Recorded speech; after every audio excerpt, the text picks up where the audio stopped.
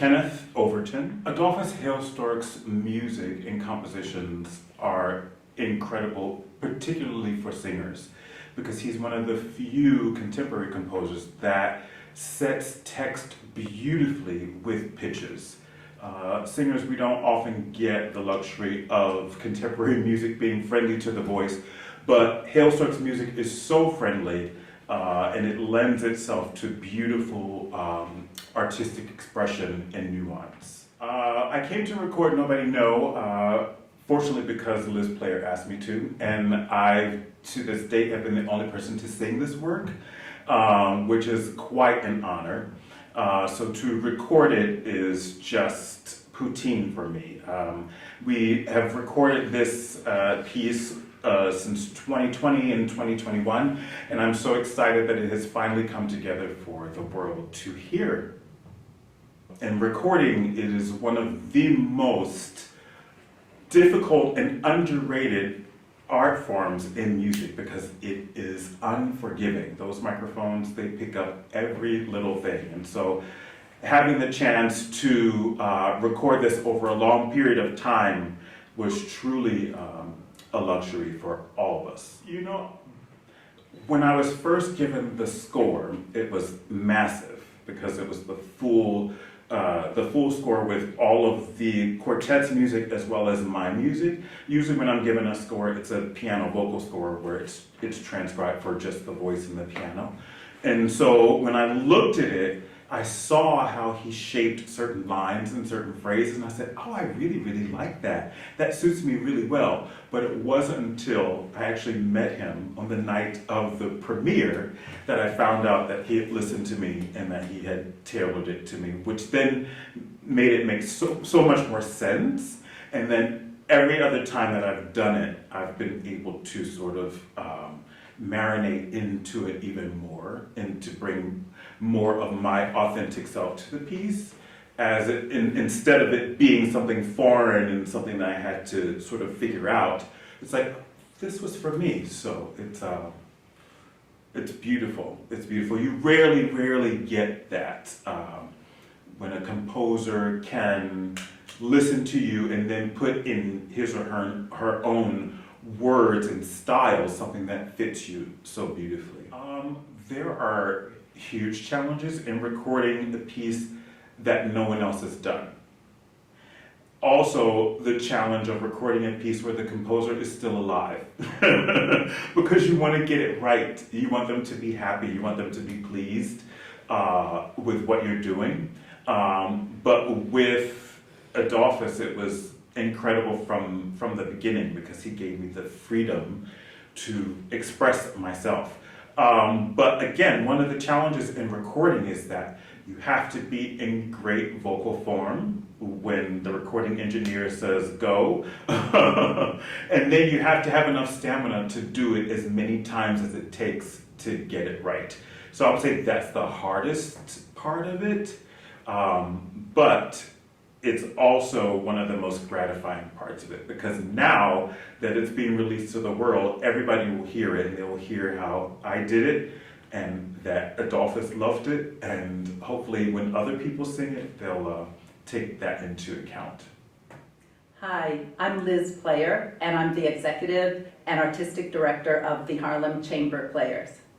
I'm really excited to announce that our debut album is being released this Saturday.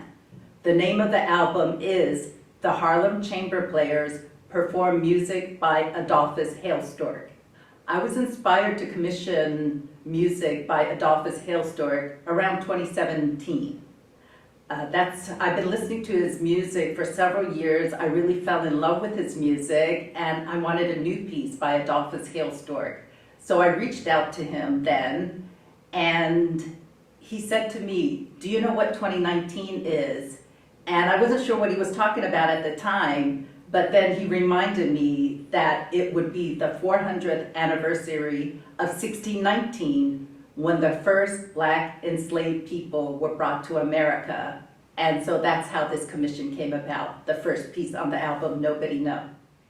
I absolutely believe that people need to study Hailstork's work. He's one of the most profound composers. I think he's on par with some of the most famous American composers that we know, like Copland and Barber, and his name should be recognized on that same level.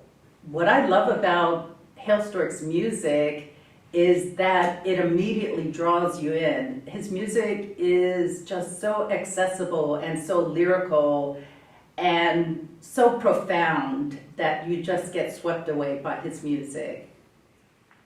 I founded the Harlem Chamber Players in 2008. I was inspired by this Jewish woman named Janet Wolf, who died at the age of 101. From about 1971 until the time of her death, actually, she had founded and run an orchestra called the New York City Housing Symphony Orchestra. People knew it also as the New York City Housing Authority Symphony Orchestra or NYCHA Symphony Orchestra. And she was a patron of minority musicians and composers.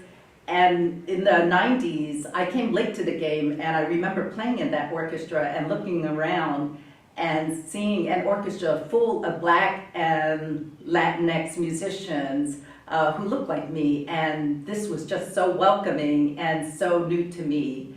And after that, sometime later, I met Charles Dalton, a violist, and we performed at one of Janet Wolf's gala concerts for her orchestra.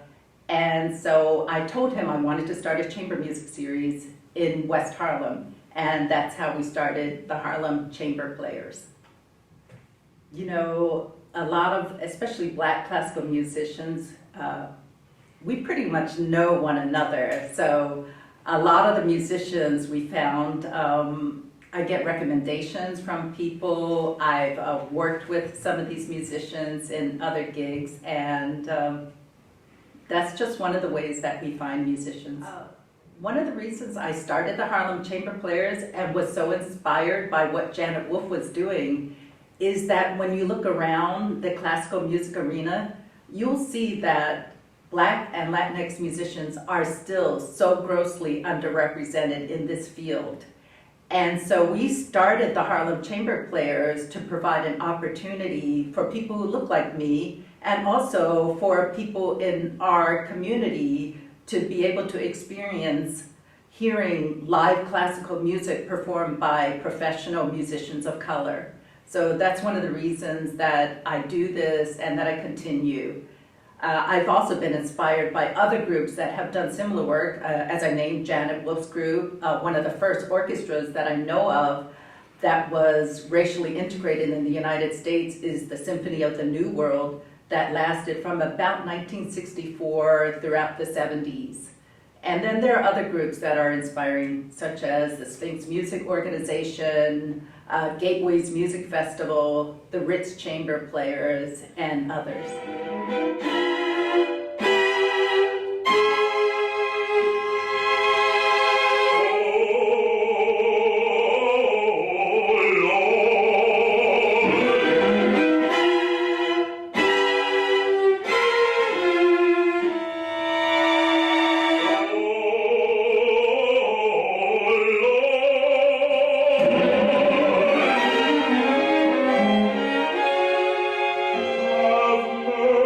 Mercy.